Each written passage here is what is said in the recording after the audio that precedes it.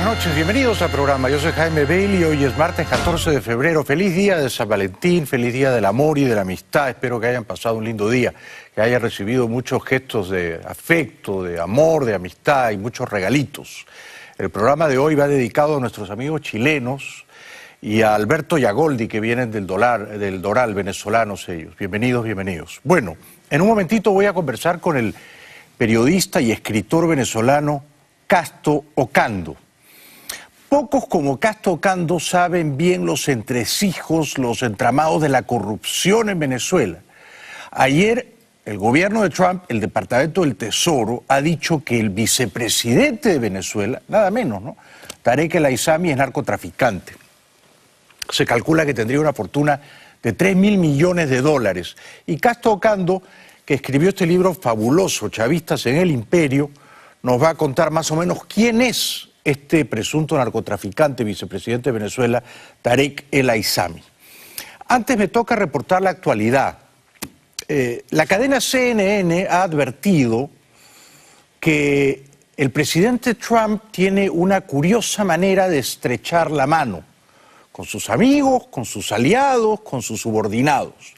Lo hace de una manera un poco brusca, autoritaria, al punto que no parece un apretón cordial, sino un gesto de autoridad sobre ellos, al punto que a veces los saca de equilibrio y los incomoda, los hace tambalear, los zarandea. Fíjense a ver si no exageran los de CNN. Since this hot mess of a three-way has a handshake gotten so much attention, clocked at almost 19 seconds, this became the handshake that left the Japanese Prime Minister shaken. Start the car! But just watch his expression at the end. I feel you. For a guy who once called the handshake barbaric, I'm also very much of a germaphobe. Donald Trump has been risking germs galore with his over-the-top handshakes, many of which include a yank, be it his Supreme Court nominee or his VP. Pero qué manera de tirar del brazo a sus amigos, aliados, al pobre juez casi lo tira al suelo, ¿no? Evidentemente es un modo de ejercer su autoridad sobre ellos, ¿no? Pero es un modo incivil, un modo un poco bárbaro, ¿no?, un poco matonesco. El primer ministro de Canadá, que es un muchacho que practica el judo, que está en buena forma y que yo creo que ya había sido alertado de que Trump tiene esta fea manía de desdorar a sus interlocutores, zarandeándolos, aguantó a pulso el forcejeo. Did it to a winner of The Apprentice. It seemed like a tug of war. Donald Trump can't shake hands right. The more he likes you, the more he tugs and shakes. Body language expert Chris Ulrich says President Trump starts with a submissive gesture. His hand is open, almost putting his own hand in like a beggar's pose, giving the other person the upper hand. But then he reasserts his dominance. He literally pulls people off their feet, off their balance for a moment. And he often seals his alpha handshake with a pat, a hand hug. But when SNL's Trump shook with Vladimir Putin, it was Putin who tugged and patted Trump. At least a long handshake gives photographers time to get their shots. When the president asked about the Japanese photogs, What are they?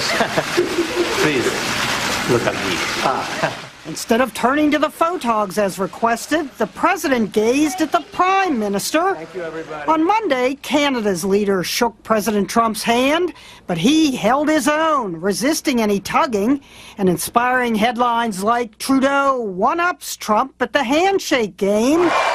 With Trump yanking at a rate of 2 or 3 times in 10 seconds, you almost need a hand to hold you up. Me gustaría ver cómo le da la mano a Putin, ahí se van a ver las cosas claras, ¿no? Porque hoy en el New York Times, Thomas Friedman, que es un columnista muy agudo, decía que él está francamente preocupado con la relación extraña entre Trump y Putin y en general entre Trump y los rusos. Y Friedman decía, o los rusos tienen negocios ocultos con Trump y la oligarquía rusa le ha hecho a Trump favores que él no ha confesado, o los rusos, y esto es lo más probable, le han grabado a Trump indiscreciones sexuales en sus viajes a Moscú. Porque es muy raro que Trump sea tan azucarado, tan dulzón con Putin. O sea que hay que estar atentos a eso. Bueno, se ha conocido anoche que el general militar retirado, Flynn, Michael Flynn, mintió y por eso ha tenido que dimitir. Le mintió nada menos que al vicepresidente Pence. Fue muy imprudente Flynn porque a poco de que Trump fuera elegido presidente, llamó al embajador ruso en Washington y le prometió que levantarían las sanciones. Cuando luego Pence le preguntó si había hecho eso, Flynn dijo que no, le mintió. Pence salió a defenderlo y luego quedó, desde luego, descolocado. Flynn ha tenido que dimitir por inepto y esta es la explicación que dio el antipático portavoz de prensa de Trump, el señor Sean Spicer. We've been reviewing and evaluating this issue with respect to General Flynn on a daily basis for a few weeks, trying to ascertain the truth. We got to a point not based on a legal issue, but based on a trust issue, where the level of trust between the President and General Flynn had eroded to the point where he felt he had to make a change. The President was very concerned that General Flynn had misled the Vice President and others. Bueno, la confianza, dice él, se había erosionado. Trump sabía que Flynn estaba mintiendo, lo sabía porque el FBI le dijo a Trump y a Pence, pero también revela que Trump se equivocó al elegirlo, ¿no?, como miembro del Consejo de Seguridad Nacional. De nuevo, demasiadas concesiones con los rusos, ¿no? De nuevo, demasiada impaciencia, urgencia por complacer a los rusos. Bueno, aquí explican con claridad meridiana por qué se ve obligado a renunciar Flynn. General Flynn was front and center as President Trump met with the Canadian Prime Minister, but he had already fallen out of favor. The president refusing to even answer whether he had confidence in him. Do you have confidence in Michael Flynn, Mr. President? In his letter of resignation, Flynn made it clear he was leaving because he had misled Vice President Pence and other senior officials about his conversations with the Russian ambassador. Quote, I inadvertently briefed the Vice President-elect and others with incomplete information regarding my phone calls with the Russian ambassador. Vice President Pence took that inaccurate information and repeated it on national television. What I can confirm, having spoken to him about it, is that those conversations that happened to occur around the time that the United States took action to expel diplomats had nothing whatsoever to do with those sanctions. Pero era mentira, o sea que Flynn le mintió deliberadamente a Pence, Pence mintió inadvertidamente a la prensa. Flynn tuvo que renunciar. No ha pasado un mes todavía del gobierno de Trump y ya hay una baja. Hoy juró el secretario del Tesoro, Steven Mnuchin, un nombre dificilísimo pronunciar, ¿no? Tiene más o menos $500 millones. Claro, al lado de Trump es un pigmeo. Ha hecho mucho dinero en Goldman Sachs. Medio gabinete de Trump son banqueros que trabajaron en Goldman Sachs. E hizo mucho más dinero porque financió esta película genial Avatar. Este es el señor Mnuchin jurando hoy. Steven Mnuchin, nuevo jefe del Tesoro estadounidense. El ex ejecutivo de Goldman Sachs y productor de éxitos taquilleros de Hollywood sustituirá a Jacob Lew al cargo del puesto en los últimos 3 años de la presidencia de Obama. El Senado acaba de confirmar el nombramiento de Mnuchin, que en unas recientes declaraciones aseguraba que el equipo de Trump trabaja en los mayores recortes de impuestos desde la presidencia de Reagan en la década de los 80. Fíjense qué cerca está Trump de él, ¿verdad? Como vigilándolo, como respirando en su nuca. Curiosa la manera como Trump ejerce el poder en la Casa Blanca. Bueno, en otra muestra atípica de que la familia Trump se parece a veces a la realeza, a una monarquía, Ivanka, la hija mayor de Trump, se sentó en el asiento reservado habitualmente a los presidentes. La flanqueaban Trudeau y su papá. En el marco de la visita del primer ministro canadiense se generaron nuevas críticas a la administración del presidente Trump. Una de ellas por la fotografía que estamos viendo en pantalla de su hija Ivanka Trump, que subió a Twitter. Aparece pues así, sentada en la silla presidencial de la Casa Blanca junto a su padre y Justin Trudeau. También escribió una gran discusión con 2 líderes mundiales sobre la importancia de que las mujeres tengan un asiento en la mesa. Esto generó molestia en redes sociales. Bueno, es que puede que haya un conflicto ético de intereses. La señora Ivanka está siempre promoviendo su línea de accesorios, de ropa, de cosméticos, de joyas. Claro que ya no está más en Neiman Marcus y tampoco está en Nordstrom, y hoy retiraron la línea de Ivanka de Sears y de Kmart. Pero hay que tener cuidado con no abusar, ¿no?, de la excesiva promoción comercial al mismo tiempo que se sienta ahí donde debería sentarse solo su papá. El sátrapa norcoreano mandó a matar eficazmente a su medio hermano. Kim Jong-nam, el hermanastro del líder norcoreano Kim Jong-un, fue asesinado en Malasia. Así lo reportó el martes la prensa surcoreana. La cadena TV Chosun explicó que fue atacado con agujas envenenadas por dos mujeres sin identificar en el aeropuerto de Kuala Lumpur. La policía de Malasia se limitó a indicar que un coreano no identificado se había sentido enfermo en la terminal aérea y que luego falleció. Kim Jong-nam fue considerado un probable heredero del poder en Corea del Norte, pero perdió el favoritismo de su padre después de que intentó sin éxito viajar a Japón con un pasaporte falso en 2011. Es increíble porque el dictador de Corea del Norte es jovencito y es rechoncho, es bien gordito, rollizo, mofletudo, y desmiente la teoría de que todos los gorditos son buena gente, ¿eh?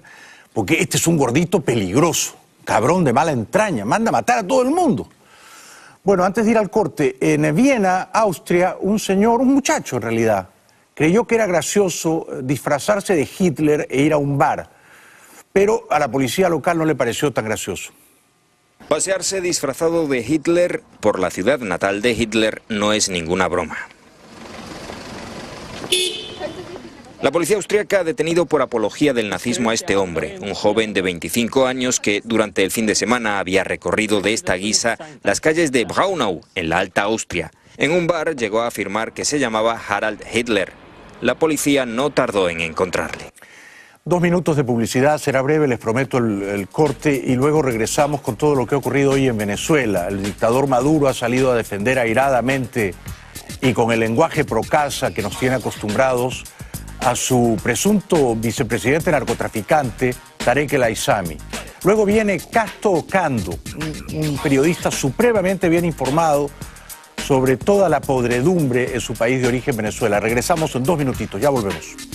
Bienvenidos de vuelta al programa. En un momentito voy a hablar con el periodista venezolano Casto Ocando, que nos va a dar sus impresiones sobre la denuncia gravísima que ha hecho anoche el gobierno de Trump, incluyendo en la lista negra de narcotraficantes a Tarek El Aissami, el vicepresidente de Venezuela, y a su testaferro, López Bello, creo que se apellida. Se calcula que entre ambos han escondido más o menos 2.800, 3.000 millones de dólares fuera de Venezuela, en las Islas Vírgenes Británicas, en Panamá e incluso en Reino Unido y también aquí en los Estados Unidos. Todo eso les ha sido congelado. No se pierdan acá, tocando en un momentito. Así quedó la casa del número 2 del cartel mexicano de los Beltrán Leiva, que fue abatido ayer por la Marina Mexicana. La casa de 3 pisos ubicada en la calle Cardenal, esquina Universidad en la colonia Lindavista de Tepic, Nayarit, aún se encuentra acordonada y vigilada por la Policía del Estado tras los hechos en que fue abatido Francisco Patrón, el H2, líder del cartel de los Beltrán Leiva. En la fachada, las ventanas y las paredes se observan los hoyos de las balas disparadas por el helicóptero de alta tecnología de enfrentamiento perteneciente a la Marina Armada de México. A un costado de la alberca se encontraba una camioneta gris que fue totalmente baleada por el helicóptero, y Juan Francisco Patrón Sánchez, el H2, fue abatido aquí junto a la pared donde aún se encuentran restos de sangre. Hoy por la mañana, en una estación de radio FM en San Pedro de Macorís, República Dominicana, un individuo entró, disparó sobre la secretaria, ella quedó gravemente herida y luego mató a 2 personas, al gerente de la radio y a un locutor de nombre Luis Manuel Medina. Este es Luis Manuel Medina, segundos antes de que lo mataran, hoy por la mañana, hablando en la radio dominicana. En el pasado, según cita Gossip Extra, la información sobre las propuestas habría sido revelada por conocidos de FARC. Durante la campaña electoral, Ten apoyó a Trump económicamente y realizó actividades para recaudar fondos, además de que se presentó en diversas manifestaciones políticas. En el caso de Park y Burns, ambos organizaron al menos una cena de gala para recaudar. Le dicen tiros, tiros, tiros, segundos después estaba muerto. Nadie muere en la víspera, ¿no? Pobre muchacho. Bueno, El vicepresidente de Venezuela aparentemente es narcotraficante. Hoy, hace minutos, en Caracas, el dictador Maduro salió a defenderlo de este modo. Estados Unidos castiga al país que más descomisos hace de droga, que más capos captura, que inutiliza aviones y pistas, porque Estados Unidos es el rey de la droga. ¿Por qué hay capos en Colombia, en México y en Estados Unidos no hay capos de las drogas? Qué cosa, ¿verdad? Los grandes capos son de aquí, de Colombia, de México, de Centroamérica. Pero uno cruza la frontera para allá y no hay capos. ¿Y qué se hacen todos esos miles de millones de dólares? ¿A dónde ingresan? ¿Quién se gana esas grandes fortunas? Es evidente que Maduro no sería contratado como agente de la DEA, ¿no? Pero lo que Maduro tal vez ignora o si lo sabe lo oculta, y eso sería aún peor, es que hay pruebas evidentes, abrumadoras contra el señor Tarek El Aissami. Hay testimonios de narcotraficantes que dicen que trabajaron con él, que le pagaban a él para que él moviera la droga desde Venezuela hasta México generalmente. De hecho, él trabajaba muy estrechamente con el cartel de los Zetas. O sea, Tarek El Aissami, sobre todo cuando era ministro del Interior, y fue casi 4 años ministro del Interior, era el hombre fuerte que, digamos, enviaba la droga desde Venezuela principalmente a México, pero también a Estados Unidos. O sea, está metido en un lío gordo, ¿no? Porque cuando tú has enviado droga a Estados Unidos, tarde o temprano la DEA te va a caer encima. Este es Maduro en otro pasaje de su disertación de hoy defendiendo a Tarek El Aissami. Se secarán todos los que nos atacan. Todo el que se mete con Venezuela se seca. Es una sentencia así, ¡guau!, como un cuchillo. Se secan todo el que se mete con nosotros. Se secarán los que levantan las infamias. Y que una acusación del 2011 será de los 102 narcotraficantes capos que capturamos, que capturó nuestro compañero Tarek. Se secarán. Entre tanto, Chávez se ha secado, que se sepa, ¿no? Y Fidel Castro se secó recientemente también. De hecho, todos nos vamos a secar, ¿no? Si por secar entendemos expirar, dejar de respirar y, lamentablemente, corrompernos, ser polvo y olvido, pero esto incluye también, mucho me temo, a los socialistas, a los bolivarianos y a todos los apandillados del puticlub que fundó Chávez. Ahora, hay testimonios. Está el testimonio de Maclet. Wilfredo Maclet se llama, ¿no? Walid Maclet. Bueno, este era un narcotraficante poderosísimo venezolano que sobornaba a todo el alto mando militar, incluyendo, por supuesto, a Tarek El Aissami, para mover la droga por Venezuela. Él fue capturado en Colombia, la DEA lo quería acá porque su confesión era valiosísima y Santos se lo regaló a Maduro. Así fue, ¿no, Castro? Castro Cando nos va a dar todos los detalles, ¿no?, de cómo Tarek El Aissami movía la droga en cantidades masivas en Venezuela. Nunca entiendo si trabajaba para Diosdado Cabello en el cartel de los Soles o si cada uno tenía su pequeño cartel y rivalizaban. Se lo preguntaré a Castro, ¿no? Pero tampoco entiendo por qué Maduro, a principios de este año, ascendió a Tarek El Aissami, ¿no? Dio de baja al otro vicepresidente, Aristóbulo, y puso ahí a Tarek. Se sabe que Tarek es malvado, profesional, malo de película, tiene apenas 42 años y posee una fortuna. O sea, es evidente que Tarek quiere ocupar el lugar que ahora ocupa o usurpa tan indecorosamente Maduro. Al comenzar 2017, el presidente Nicolás Maduro decidió rodearse de sus más incondicionales. Tarek El Aissami, poderoso gobernador del estado de Aragua y exministro de Interior de Hugo Chávez, es uno de los hombres fuertes del régimen. He designado como vicepresidente ejecutivo de la República Bolivariana de Venezuela al compañero Tarek El Aissami.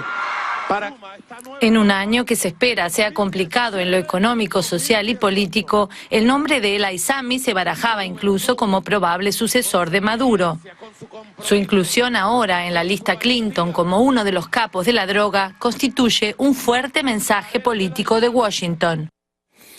Bueno, sí, es una clara señal de que el gobierno de Trump no va a jugar con la dictadura de Caracas, ¿no? Y si la dictadura de Caracas está enviando droga a Estados Unidos, les pueden caer encima. Como Bush papá le cayó encima a Noriega a fines de los 80s en Panamá, ¿no? En su momento Noriega parecía invulnerable y terminó en un calabozo aquí en los Estados Unidos. Bueno, Tarek El Aissami se defendió por Twitter. Una miserable e infame agresión. Así calificó el vicepresidente de Venezuela, Tarek El Aissami, las sanciones del gobierno estadounidense en su contra bajo acusación de narcotráfico. En su cuenta de la red Twitter, consideró que dicha medida tenía motivaciones políticas. El Departamento del Tesoro lo señala de haber facilitado, protegido y supervisado grandes cargamentos de drogas enviados desde Venezuela a México y Estados Unidos, mientras se desempeñaba como ministro del Interior y gobernador del Central Estado Aragua. Sus activos y los de un empresario colaborador suyo fueron congelados en Estados Unidos. Dicen que son socialistas, neocomunistas, ¿no? Pero usan Twitter, manejan Audis, cuando no Mercedes, usan corbatas Hermès, Ferragamo, y tienen millones de dólares escondidos, mal habidos, por supuesto, ¿no? Maduro hoy tuvo un tropiezo con el micrófono, uno más. En primer lugar nació el Fondo China-Venezuela, que en los mecanismos de renovación ya han inyectado 20.000 millones de dólares al desarrollo de estos 790 proyectos. Y luego, por allá en el año 2008, 2009, soy testigo y protagonista en el apoyo a nuestro comandante Chávez, en la gesta de todas estas ideas. Palabra cierta, pues. Todo falla en Venezuela, todo se estropea, lo que puede ir mal va peor. Y Chávez, el pajarito, yo creo que mandó a callar a Maduro, ¿no? Boicoteó el micrófono, vamos a sabotear a este aprendiz de dictador que no cabe en los zapatos de Chávez, ¿no? Es un payaso sin gracia. En cualquier momento los chavistas le van a dar un golpe a Maduro, acuérdense de mí. A Maduro no lo va a tumbar la oposición, lo van a tumbar los chavistas más los profesionales, Cabello, Tarek y otros. Pero Castro Ocando es el que sabe, y él nos va a decir esto en un momento. Delcy, la canciller, conocida también en el mundo diplomático como Delcy la Fea, hizo una defensa triste y burocrática de Tarek El Aissami.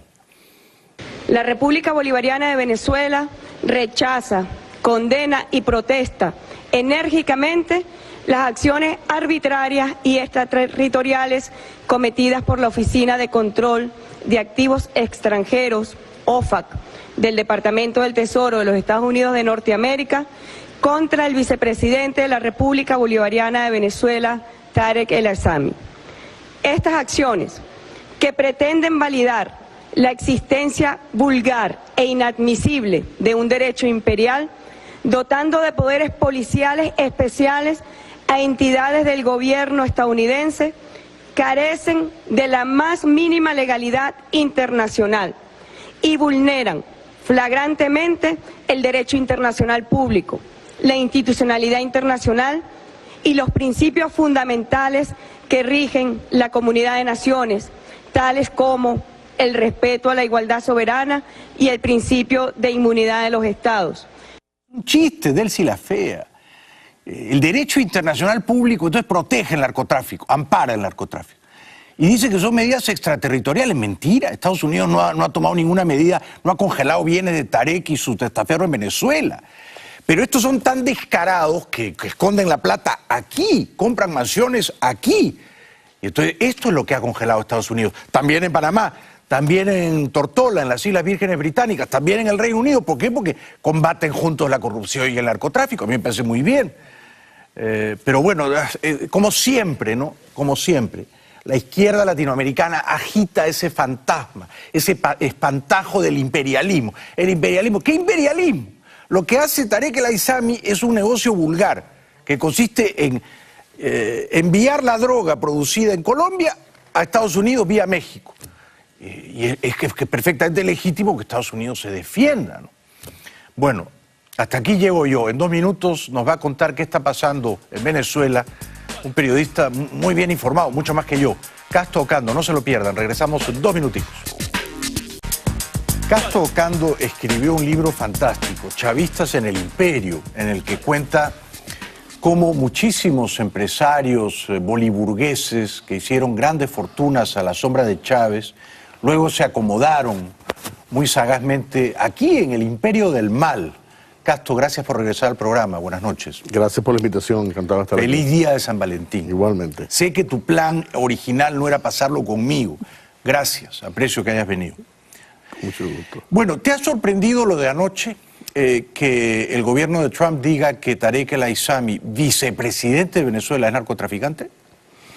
Realmente no me sorprende, ya esperábamos que se iba a producir, ¿no? Primero un cambio de línea en estos organismos que están en Estados Unidos enfocados a sancionar y a vigilar todo esto, el tema del narcotráfico en Venezuela y en otros países. Ya sabíamos que se iba a producir, era cuestión de un momento. Lo que tú llamas un cambio de línea es un endurecimiento, o sea, Hillary no lo hubiera hecho. Bueno, no lo hizo.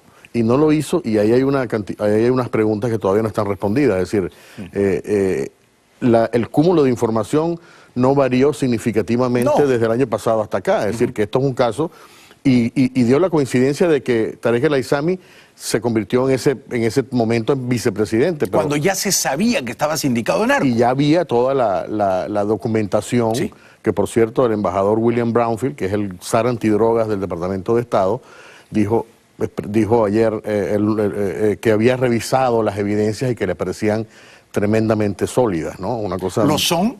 Sí, yo creo que hay muchos años. Yo creo que Tarek El Aissami ha estado en el centro de la atención de las agencias de Estados Unidos, probablemente como ningún otro, primero por el hecho de que él desarrolló lazos con los grupos radicales islámicos, grupos era el terroristas. enlace, grupos terroristas. Hezbollah principalmente, ¿no? Hezbollah y Hamas, básicamente estos dos. Les vendía pasaportes.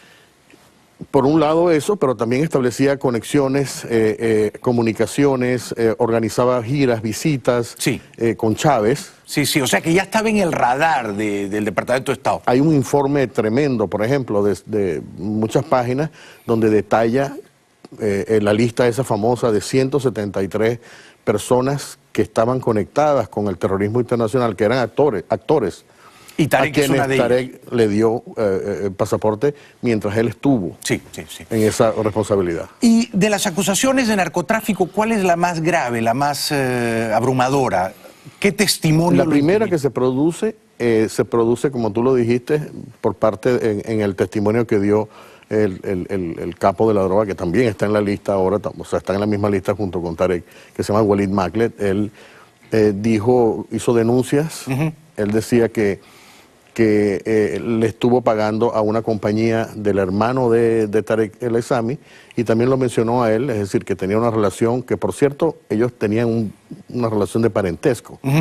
Y entonces él comenzó a... Maklet, el narcotraficante, ¿es pariente de Tarek El Aissami? Hay una relación familiar que no sé exactamente cómo es, pero sí hay entonces... Maklet está preso en Venezuela, ¿no? Está preso en Venezuela. Santos se lo regaló a Maduro. Fundamentalmente, sí. Fundamentalmente. Increíble, ¿no? Increíble. Bueno, era un peón político en ese momento. Sí, claro.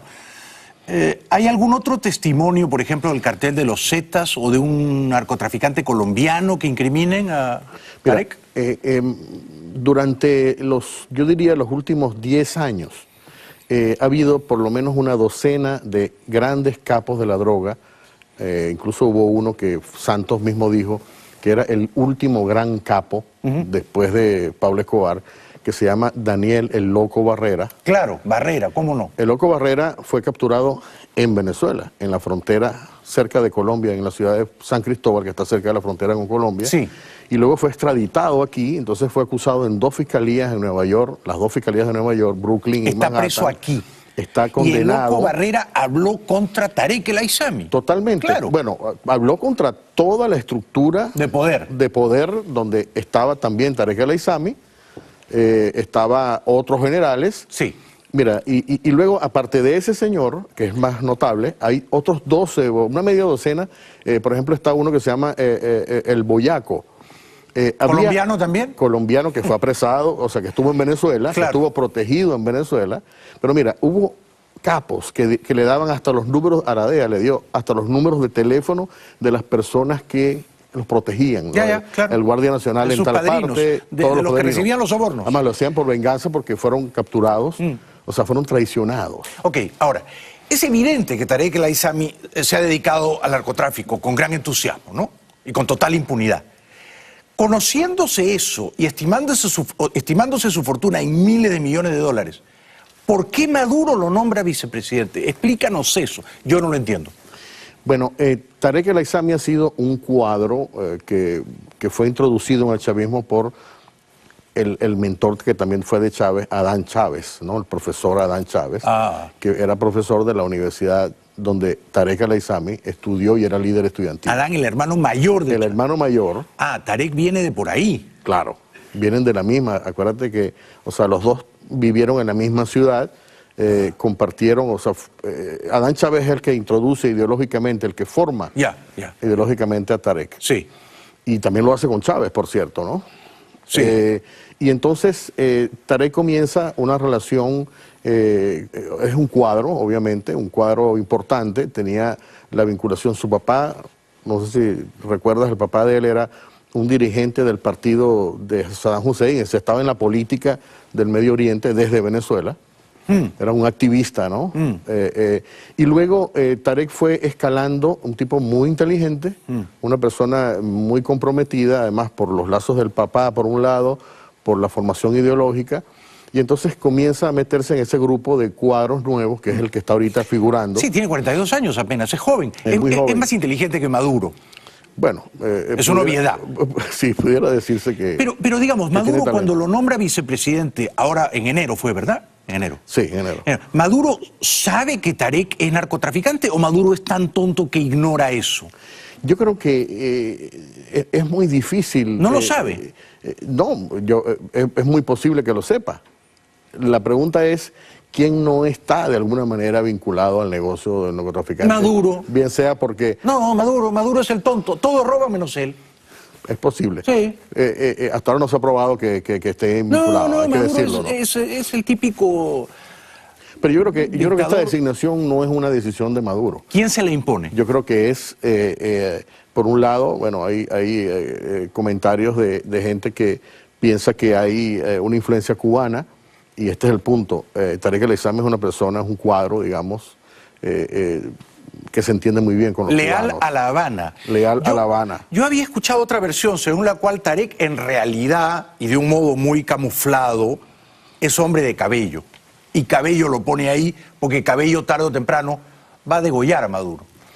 Yo creo que no hay el poder en Venezuela puede estar dividido en 2 o en 3 pedazos.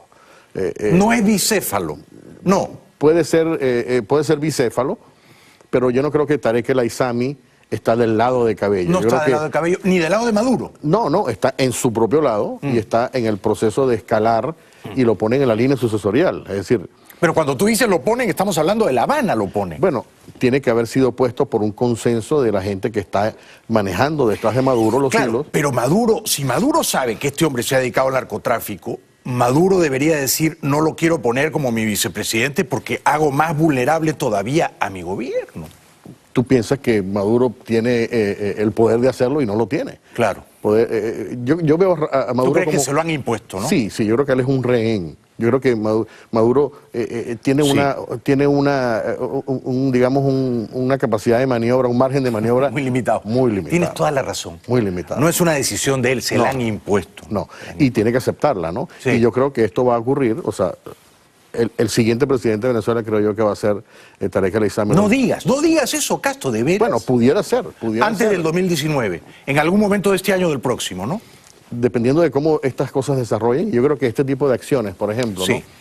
O sea, yo creo que el gobierno se está preparando para una cosa más fuerte que no puede ser manejada por Maduro, no puede manejarla. Sí. Maduro ya tocó necesitas techo. una persona que tenga una capacidad, un nivel de, digamos, de malicia, de maldad, de conspiración, o sea, ¿no? Que es Tarek El Aissami. Sí. ¿No? Yo también creo que lo han puesto ahí para sacar a Maduro de la foto, porque Maduro resulta ya un estorbo para ellos. Ahora, con Trump en la Casa Blanca, si Tarek es presidente de Venezuela, y Tarek es acusado de narcotráfico, Trump podría eventualmente caer en la tentación de dar un zarpazo, ¿no? Bueno, yo creo que esto, o sea, lo que estamos hablando, esto cambió. O sea, ayer la decisión del Departamento del Tesoro ha cambiado completamente la situación. Pero es una declaración de abierta hostilidad. Absolutamente. Yo creo que esto apenas es el principio. Exacto. Es el principio. De una partida de ajedrez. Totalmente. Que no se veía antes, No pero se ahora veía ya antes. esto cambia el panorama. De acuerdo. Y ayer Trump ha puesto en jaque al gobierno, no a Tarek, al gobierno de Caracas, ¿no es cierto? Totalmente. Pero esto recién comienza. Regresamos con Cas tocando después de la pausa. Si no han leído su libro, Chavistas en el Imperio, está en Amazon, ¿no? Sí, está en Amazon. Está en Amazon, lo recomiendo mucho. Ya volvemos. El brillante periodista y escritor venezolano Cas Tocando nos acompaña esta noche y estamos hablando de todo lo que está ocurriendo en su país de origen, Venezuela. Casto, ¿tú crees que Tarek El Aissami va a terminar preso en una cárcel de este país por narcotraficante? Es una de las posibilidades en el escenario, ¿no? En Venezuela en este momento es complicado hacer, digamos, predicciones de esa naturaleza, sí, porque si bien él está en el camino de la... Ha ocurrido una cosa interesante, Jaime, cuando ha habido personas sancionadas, ¿no? El gobierno ha tomado la decisión de sacarlos del lugar. Por ejemplo, cuando hubo la detención de los narcosobrinos, otro sobrino de Cilia que estaba muy bien ubicado, que era nada menos que el tesorero nacional de Venezuela y era el jefe de finanzas de la petrolera estatal PDVSA, lo sacaron casi al día siguiente, ¿no? De esas posiciones, porque ellos no quieren tener un exposure de esa naturaleza, un riesgo, ¿no? Y te puedes imaginar lo que significaría para otros presidentes, otros gobiernos, hacer negocios con un presidente acusado por Estados Unidos de narcotraficante. Claro. Pero, digamos, lo que ha hecho ayer el Departamento del Tesoro, además de sindicar a Tarek El Aissami de narcotraficante y de mencionar a su testaferro, ¿no? López Bello. Samar López Bello, sí. López Bello, Samar López Bello. Sí. Aparentemente él tenía como 13 o 14 empresas offshore, ¿no? Panamá, Islas Vírgenes Británicas, pero incluso acá, o sea, la plata la han traído acá, la han escondido también acá, comprando propiedades. Bueno, en ese grupo de compañías hay, digamos, 7 compañías. Había 3 aquí, una en Panamá, una en Islas Vírgenes y una compañía, por cierto, petrolera, de negocios petroleros en Londres. Y luego las otras compañías eran básicamente compañías creadas como propiedad, como medio para tener la propiedad de apartamentos en Brickell, ¿no? Sí. Entonces son 7. Y además un avión, ¿no? Un avión que también fue decomisado. ¿Que lo tenían acá? Lo tenían acá, sí. Pero por eso, Estados Unidos solamente ha congelado activos, bienes y raíces que estaban acá. Totalmente, y hay muchísimo dinero aquí. Claro. Hay unas cantidades enormes en inversiones, en propiedades, ¿no? También en empresas. Y yo creo que eso, ahorita la gente está en pánico, hay un pánico tremendo. Cuéntanos eso, porque me contabas fuera del aire que después de lo que ha pasado anoche con Tarek y con su testaferro López Bello, hay muchos empresarios, hombres de negocios, boliburgueses, que vivían aquí, que quizá habían hecho dinero en circunstancias sospechosas y que ahora están en pánico. Sí, ahí tú sientes, el día de hoy ha sido un día muy movido, hay gente que se está yendo, que está adelantándose. Venezolanos, ¿no? Por ricos. supuesto, venezolanos con vínculos con el gobierno. ¿Por qué se van? Bueno, porque temen que pueden estar en la lista, que pueden venir nuevas sanciones. Claro. Y tú sabes que el dinero tienes que moverlo, o sea, no se puede mover instantáneamente. Tú tienes que, si tienes 4 apartamentos, 5 apartamentos que te cuestan $10 millones, no lo vas a vender en una semana, ¿no? O sea que hoy han salido a la venta muchas propiedades. Estoy muy seguro de eso. Aquí en la Florida. Eso por un lado, ¿no? O sea, ha generado un pánico tremendo, ¿no? Visible, o sea, en algunos casos, ¿no? Es muy bueno que tengan miedo, es muy bueno. Hay que caerles encima. Sí, y esto es totalmente inédito. Mira, ellos se habían acostumbrado a prácticamente sentirse como que habían aprendido a burlar el sistema de Estados Unidos. Claro. ¿no? Pero obviamente que no es así. Ahora, la otra reacción interesante... No es así ahora, antes sí. Claro. Pero siempre las autoridades y siempre el récord queda. ¿no? No es difícil follow the money, seguir el dinero. Seguir la ruta del dinero. Exacto. La otra reacción interesante es un flujo de gente que quiere ahora decir, bueno, yo quiero ayudar en esto, yo me quiero arreglar, yo quiero cooperar con el gobierno, que también se están produciendo de acuerdo a las colaboradores eficaces, delatores, soplones, sapos, como dicen en Colombia. Ha habido muchas llamadas, ¿no? Me han dicho las fuentes, de modo, y eso es normal. Sí, claro. Tú puedes esperar que eso va a incrementar. El tema es luego lo que viene ahora, ¿no? Porque son dos personas nada más, ¿no? Yo creo que en Venezuela hay muchísimo más. Maclet, por ejemplo, nada más nombró 70 militares en la lista que estaban bajo su nómina. Bajo su planilla, claro, les pagaba mensualmente a 70 generalotes, coroneles, ¿no? Yo creo que hay mucho más. Y sabemos que hay una lista hay muchas listas, ¿no? Una lista de 2 docenas de oficiales, entonces ellos tienen, y empresarios también, ellos tienen básicamente la decisión de enfocarse hay una serie de personas muy visibles, ¿no? Sí. ¿Tú crees que Trump va a endurecer la cosa con el gobierno de Caracas? Mira, ya la endureció anoche un poquito. Ya la endureció, sí. Yo creo que sí. Sí, yo también. Y no tanto por la decisión de Trump personal, sino porque durante todos estos años, como te decía, que las agencias han estado trabajando, investigando los diferentes, hay 3 departamentos, el Departamento del Tesoro, el Departamento de Justicia y el Departamento de Estado. Sin mencionar Homeland Security, bueno, que en cualquier momento no, hay que mencionarlo porque también ha jugado un papel fundamental. Han estado trabajando intensamente y luego han visto, o sea, que no hay sanciones, no hay ningún tipo de... Entonces hay una frustración. Recogían las pruebas y luego la diplomacia decía no hagamos nada. Y tú notas que hay mucha gente, muchos funcionarios cansados. ¿Cansados? Y dicen, bueno, ya tenemos que entrar en acción porque se están burlando. O sea, ya es una cosa incluso hasta de honor, ¿no? Sí. Se están burlando de nuestras caras, o sea, vienen aquí, se compran no sé, o sea, tú ves todo el estilo. Es que no se compraban una casa, se compraban 4 casas. Claro, y además modificaban artificialmente el mercado inmobiliario en muchos lugares de Miami. Seguro. Y en Nueva York también. Seguro. Entonces, yo creo que entonces ese ímpetu de los investigadores, ¿no? Que se han sentido frenados por razones que todavía no conocemos. Porque Obama y Hillary y después Kerry no querían conflictos con Venezuela, no querían conflictos con La Habana, apañaban a esos regímenes. Es la verdad. Es la verdad, claro. Entonces, pero ahora viene esa fuerza de adentro, ¿no? Que obviamente los funcionarios no van a frenar, no quieren frenar, ¿no? Explícanos, por favor, digamos, mientras Tarek El Aissami movía droga en Venezuela, la despachaba al cartel de los Zetas en México, la despachaba a República Dominicana, dicen que a Roatán en Honduras, qué sé yo. ¿Cabello también tenía su cartel? ¿Cabello también movía droga? O sea, ¿competían? Mira, lo que yo creo es que hay parcelas, ¿no? En este momento. O sea, hay varios carteles. Primero que el negocio del narcotráfico es un negocio gigantesco, es un negocio muy, digamos, muy atractivo porque... Desde luego. Tú lo que tienes que hacer es simplemente dejar que pase. Exacto. ¿No? Y luego entonces quienes toman el riesgo de llevar la droga son personas que están acostumbradas, por ejemplo... hay grupos que se llevan la droga de Venezuela a República Dominicana, a Honduras, ¿no? Aruba, exacto, ¿no? Y de ahí entonces vienen otros grupos. Pero solamente en ese trayecto tú ganas un dinero que no te lo vas a ganar jamás de otra manera, ¿no?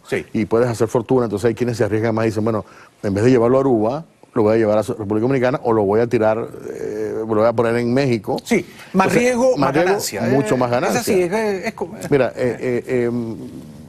hay un estimado o sea, Venezuela se ha convertido en un gran portaaviones, yo diría, ¿no? De la droga.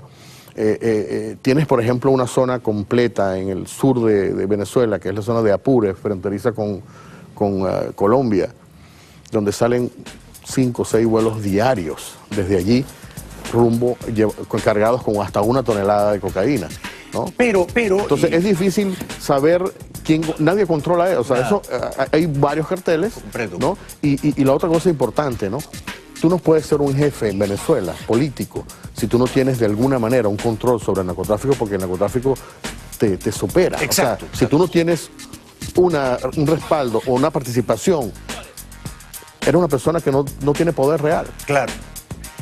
Gracias por venir al programa, mi querido Castro Ocando. Si fueras Tarek, ¿tú dormirías bien esta noche? No, absolutamente. ¿Tomarías una pastillita? Sí, estaría preocupado. Muy Gracias, preocupado. gracias. Encantado. Vuelve pronto, por favor. Siempre Cómo es no, un placer encantado. conversar contigo, Gracias. Castro Cando. Regresamos después de la pausa. No dejen de leer Chavistas en el Imperio. Ya volvemos. Han pasado un lindo día de San Valentín. Gracias a Silvia, mi amor, por los regalos, por el cariño. A Zoe, que nos hizo unos regalos preciosos. Y gracias a las personas que han decidido malgastar la noche de San Valentín acompañándonos esta noche aquí en el estudio. Gracias por hoy. Nos vemos mañana a la hora de siempre. Entre tanto, espero que la justicia peruana capture a Toledo. Recibió un soborno de 20 millones y dijo, no, es muy poco, yo quería 35. Gracias, buenas noches.